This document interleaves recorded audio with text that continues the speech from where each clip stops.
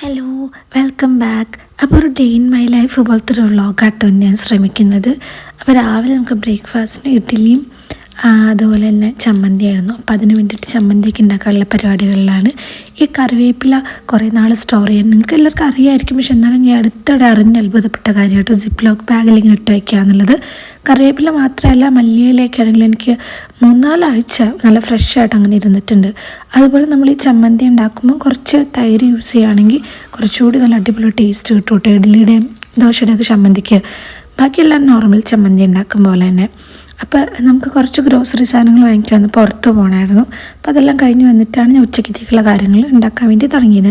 അതിന് മുന്നേ വൈകുന്നേരത്തേക്ക് ഒരു സ്നാക്ക് ഉണ്ടാക്കി വെച്ചേക്കാം, എന്നിട്ട് ബാക്കി ഉച്ചക്കത്തെ പരിപാടിയിലേക്ക് കിടക്കാം, അന്നേരം അത് ചൂടാക്കിയാൽ മതിയല്ലോ എന്ന് വിചാരിച്ചിട്ട് ഞാനിങ്ങനെ ഒരു ഫില്ലിങ് ഉണ്ടാക്കി ജസ്റ്റ് എയർ ഫ്രയറിലൊന്ന് ഫ്രൈ ചെയ്തെടുത്തു. വലിയ അടിപൊളിയൊന്നും നടന്നില്ല, എന്നാലും എനിക്കിഷ്ടപ്പെട്ടു. നമ്മൾ തന്നെ അപ്രീഷിയേറ്റ് ചെയ്യണമല്ലോ. പിന്നെ ഉച്ചക്കത്തെ ക്യാരറ്റ് മെഴുക്ക് വരട്ടി പോലെ ഉണ്ടാക്കി ചോറുണ്ടാക്കാനുള്ള പരിപാടികളാണ്. അപ്പം നാട്ടിൽ നിന്ന് നമ്മൾ അരി കൊണ്ടുവന്നിരുന്നു. ഞാൻ അതിലാണ് മറ്റേ പൊട്ടിച്ച് പപ്പടം ഇട്ട് വെച്ചേക്കണത്. അത് അന്നേരം ഡ്രൈ ഔട്ടായി പോകില്ല. രസം ഉണ്ടാക്കാനുള്ള പരിപാടികളാട്ടോ, എളുപ്പത്തിലുണ്ടാക്കാം. അതിൻ്റെ റെസിപ്പി ഞാൻ ഇടാട്ടോ, ആർക്കും ബിഗിനേഴ്സിന് വരെ ഉണ്ടാക്കാം. പിന്നെ അതിനിടയിൽ തന്നെ ചോറ് വാങ്ങി വെച്ചതിന് ശേഷം രസം തിളച്ചുകൊണ്ടിരിക്കുന്ന നേരത്തിനുള്ള ക്ലീൻ ചെയ്യാമെന്ന് വിചാരിച്ചു. ഇല്ലാന്നുണ്ടെങ്കിൽ ഞാൻ ഇങ്ങനെ തന്നെ ഇട്ടിട്ട് പോകും.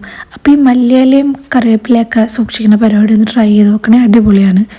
പണ്ടൊക്കെ നാട്ടിൽ പലരും പറഞ്ഞു കേട്ടിട്ടുണ്ട്, ഗൾഫിലുള്ള ഹസ്ബൻഡിൻ്റെ ഒപ്പം പോയി നിൽക്കുന്നത് ഭയങ്കര ഭാഗ്യമുള്ള കാര്യമാണ്, ഭയങ്കര സുഖമുള്ള കാര്യമാണ് വൈഫുമാർക്ക് എന്നൊക്കെ.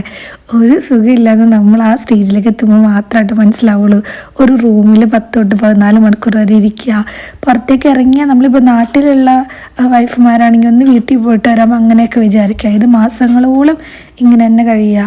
ചിലപ്പോൾ ചിലരൊരു വർഷമൊക്കെ കഴിഞ്ഞിട്ടാണ് ഫാമിലീനെ ഒന്ന് കാണുക. അതുപോലെ ഇപ്പോൾ മലയാളികളൊന്നും ഇല്ലാത്തൊരു ഏരിയ എന്നുണ്ടെങ്കിൽ ഒരു മനുഷ്യനെ പോലും കാണാതെ മിണ്ടാതെ ഹസ്ബൻഡിനെയും അതുപോലെ തിരിച്ച് നമ്മൾ തന്നെ കണ്ടുകൊണ്ട് ഇങ്ങനെ മാസങ്ങളോളം കഴിയുക. പക്ഷേ ഇങ്ങനെ പോയി നിൽക്കാൻ പോലും പറ്റാതെ ഹസ്ബൻഡ് ഇല്ലാതെ നാട്ടിൽ നിൽക്കുന്ന സിറ്റുവേഷൻ ഇതിലും ബുദ്ധിമുട്ടാട്ടോ. നമ്മൾ ഹസ്ബൻഡിൻ്റെ വീട്ടിലാണ് നിൽക്കണമെന്നുണ്ടെങ്കിൽ ഒരു ആവശ്യത്തിന് പോലും നമുക്ക് വേണ്ട ആളടുത്തില്ലാതെ വരുമ്പോൾ, അതുപോലെ എപ്പോഴും നമ്മൾ സപ്പോർട്ട് ചെയ്യാൻ പോലും ആരുമില്ല എന്നൊക്കെയുള്ള രീതിയിൽ ഒറ്റയ്ക്ക് ഇൻലോസിൻ്റെ അടുത്ത് നിൽക്കുമ്പോഴുള്ള ബുദ്ധിമുട്ടൊക്കെ വെച്ച് നോക്കുമ്പോൾ ജസാക്കല്ല ഇത് ഭയങ്കര ഹൈറാണ്. അതുപോലെ നമുക്ക് അറ്റ്ലീസ്റ്റ് ആൾക്ക് വേണ്ടിയിട്ട് ഫുഡൊക്കെ ഉണ്ടാക്കണതിൻ്റെ സന്തോഷം അങ്ങനത്തെ കാര്യങ്ങളൊക്കെ ഉണ്ടല്ലോ. ഞാൻ ബ്ലെസ്സിങ്സ് കുറച്ച് പറയണതല്ല കേട്ടോ, ഇങ്ങനെ നിൽക്കാൻ പറ്റുക എന്നൊക്കെ പറയുന്നത് തന്നെ വലിയ ഹൈറാണ്, ഭയങ്കര ബ്ലെസ്സിങ് ആണ്. പക്ഷെ അതൊരു ടൂറിസ്റ്റ് ലൈഫ് പോലെ സുഖമുള്ള കാര്യമൊന്നുമല്ല. എവിടെയാണെങ്കിലും ഇപ്പോൾ വർക്കിംഗ് ഹസ്ബൻഡ്സിനാണെങ്കിലും വർക്കിംഗ് വുമൻസിനാണെങ്കിലും ഹൗസ് ഹോൾഡ് വൈഫുകൾക്കാണെങ്കിലും ഒക്കെ അതിൻ്റേതായ ബുദ്ധിമുട്ടുകളും കഷ്ടപ്പാടുകളും ഉണ്ടാവും. ഒരു ലൈഫ് അത്ര സ്മൂത്ത് അല്ല എന്ന് പറയാൻ വേണ്ടി പറഞ്ഞതേ ഉള്ളൂ. അപ്പോൾ ഫുഡ് കഴിഞ്ഞിട്ട് കുറച്ച് പഠിത്തങ്ങളോടുകൂടി എൻ്റെ day wine. Thank you for watching.